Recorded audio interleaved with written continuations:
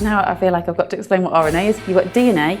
RNA is the opposite to the DNA and it becomes a template. So when you make a new DNA, it looks at the RNA and does the opposite again. So then you've then got a replication of what was the original DNA. That makes sense. Cool. So you've got okay, let's make the correct cell. Let's check the cell's been made correctly. And ultimately, if one of those is out of sync, that's how you can then develop the wrong cell. And that cell has the ability to go on to make more and more and more cells that are incorrect. And that's often how you get a cancerous growth. Oh, okay. So it's accumulation of cells that aren't meant to be there.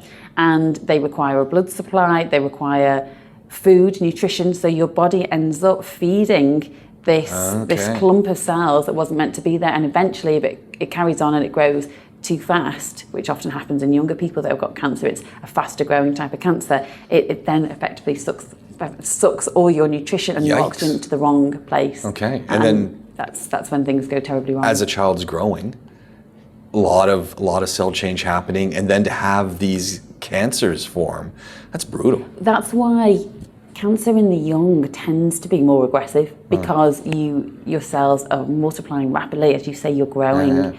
When you get older, not always, but often the cancers are a little bit more lazy because everything is slowing down that little bit, and so the cancer doesn't develop quite as quickly.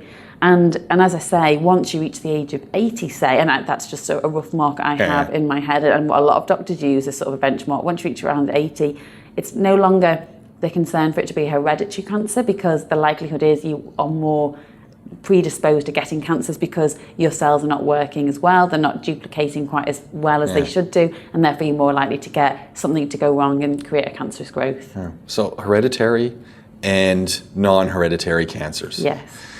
The hereditary is just what we're talking about, stuff that you're born with and it progresses. The non-hereditary ones are the ones that actually you can do something about, typically, right? Not quite the case now. I mean, if it's hereditary, sometimes you get a heads up on the situation because your parents may have had something. So like breast cancer, in a sense, that tends to be hereditary? It's a very common one to be hereditary. It doesn't tend to be, it's quite a common one out of the cancers. And because, you often see it in quite young people, again, it's a little marker, this might be hereditary cancer. And so what you can do is you can actually get blood tests to check, do you have the defaulted genes? So let's say, for instance, my mum and her mum and my mum's sister all had breast cancer. I could say at a young age, I'm going to go and get tested to see, do I have the genes which are more, they don't guarantee I'm going to get cancer, but they would predispose me, I'm more likely to get the cancer. And then I can make the choice myself. Do I want to have a double mastectomy? Do I want to go for more regular screening at a younger age? Or do I just want to see what happens and then deal with it and just be more aware of checking my breasts more regularly, etc. So then people are just equipped with that information to do with what they want to. So in some ways, having hereditary cancer can be helpful. However, obviously nobody wants to know that they're more likely to get a cancer, because it doesn't guarantee they're going to get it either. Just another thing to have to worry about, right? I think cancer is something that people are always going to worry about. And this year, the big C has changed from cancer to COVID. Right. And people are using it as the big C. But however, I think people often panic when they hear cancer. My grandfather was like that, Really? Oh man! As soon as someone said cancer, he was just like, well, they're gone. And that was his big fear. Was going to the doctor. Okay, we're checking for something, and we're going to see. And he's like, don't tell me I got cancer. Don't tell me I got cancer.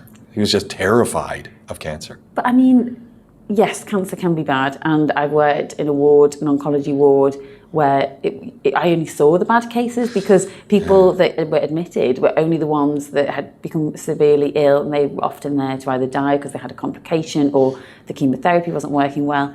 However, that's a very skewed viewpoint, because statistically, so many cancers have got well over a 50% success rate. When I say success rate, that means in 5 years' time, they are still cancer-free after having their initial cancer. Yeah, that's pretty good. Yeah, and it's not saying that, you've only got 5 years. That means that you're kind of considered to be cured from that cancer if you've managed to survive 5 years after. Breast cancer particularly has got an exceptionally good rate of, I think it's like 80% of survival rate. And don't forget, some people are presenting to the doctors when they've already spread and they've got really severe metastatic disease. If people are doing what they're supposed to and checking themselves and they get tested early, no reason why you can't treat it. Nice.